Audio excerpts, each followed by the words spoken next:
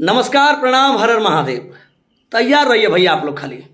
खेसारी लाल यादव का बवाल गाना, बहुत सारे खेसारी लाल यादव के फैंस का डिमांड था भैया, कब आएगा कब आएगा कब आएगा चैता गीत। तो भैया वो इंतजार खत्म हो गया है।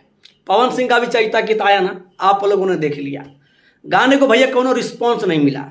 भले पवन सिंह का फैंस बोले गर्दा उड़ा दिया, तूफान कर दिया, ये वो पूरा मना, क्या बोलिएगा, जो जो मन में आया सो बोलने दीजिए, कोनो दिक्कत नहीं भैया।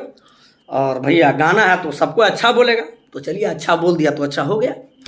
अब पवन सिंह के बाद भैया खेसारी लाल यादव का कहर ढाने वाला चैता सॉन्ग आ रहा है।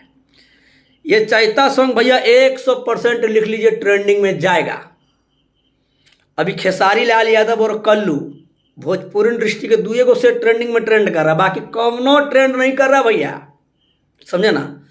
राख ले हम दोसर, जी हाँ, खेसारी लाल यादव का चैता सॉन्ग का ये टाइटल है, राख ले अब दोसर। पोस्टर भैया देखिए रहे होंगे स्क्रीन पे।